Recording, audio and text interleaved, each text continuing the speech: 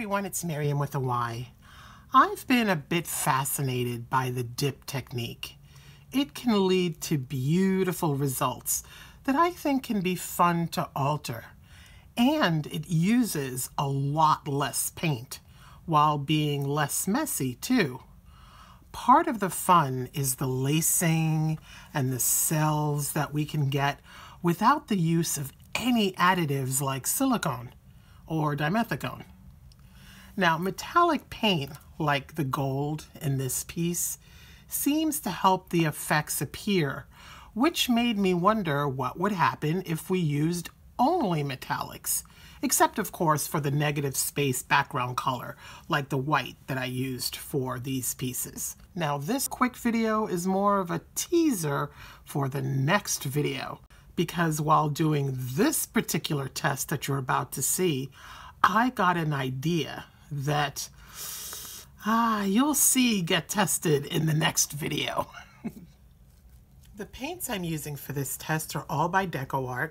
They'll be Dazzling Metallics Festive Red and Extreme Sheen in Sapphire, Aquamarine, 24K Gold, and Rose Gold. My background color will be DecoArt Americana Titanium White, and all of the paint, including the white background color, will be mixed 1 part paint to 2 to 3 parts pouring medium. And my goal is to get the consistency of honey. Honey, sort of room temperature to warm honey. I start out by spreading a test canvas sized layer of background color, in this case titanium white, down on my plastic covered table. The layer is not very thick, just enough for decent coverage. Now I'm going to put down some color. For the most part, any pattern you lay out is going to be pretty distorted or at least softened by the dip, so you don't need to be perfect about this. My test canvases are 5 by 7 inch canvas panels because they're big enough for a decent idea of what the technique you're testing out will do. And they're easy to store. And if you buy them in bulk, like I pretty much do, they're pretty affordable. I then spread a thin layer of white paint on the panel too. And this layer is thinner than the layer that I put down on the table. I'm just going for wetting the canvas panel, pretty much. And then I flip the panel onto the puddle of paint down on the table. I added pieces of tape on the back of the panel to help me when I go to lift it up. When you remove a canvas from a dip puddle, it's tricky because there is some serious suction being caused by the paint. There's like a significant amount of pull you've got to exert to separate it. And you want to do it as consistently and evenly as you possibly can.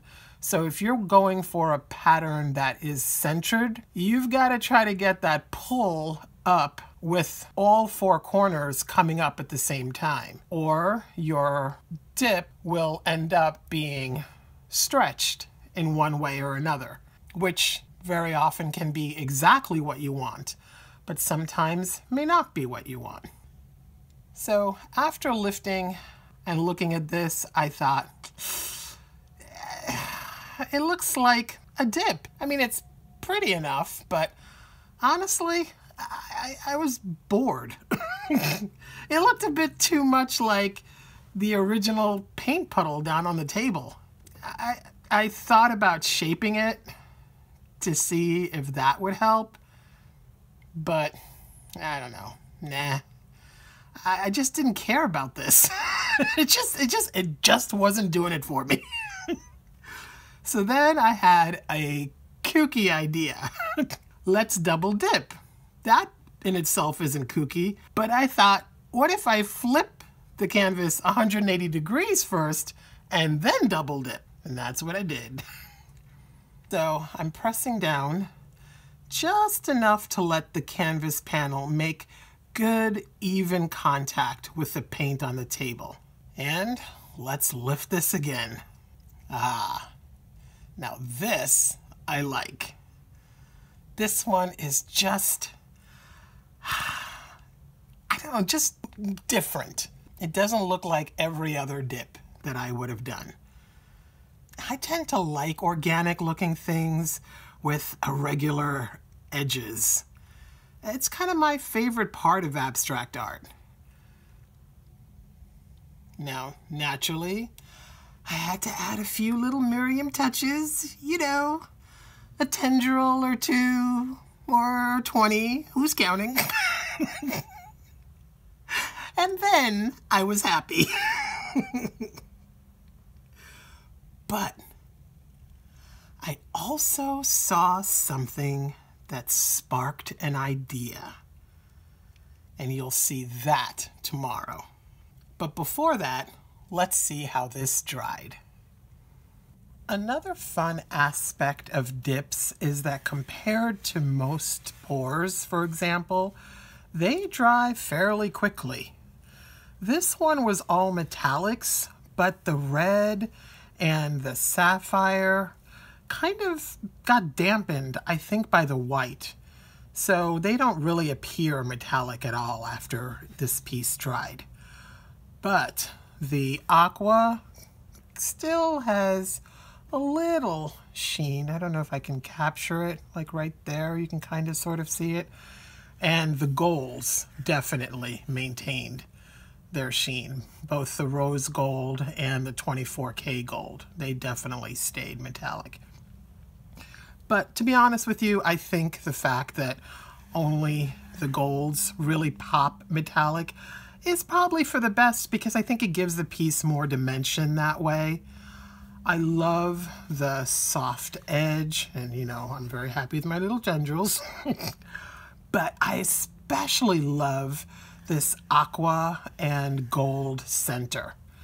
And this is what sparked the new idea for me. So make sure to tune in tomorrow to see what that is. Subscribe and hit the bell to know when new videos come out. Join my Facebook group for more inspiration and to show off your work, get your questions answered, find new resources. Check the video description box below the video for info on everything that I used and links, and for other helpful details. Thank you for watching. Go let your creative nature shine now. I'll see you tomorrow. Bye now.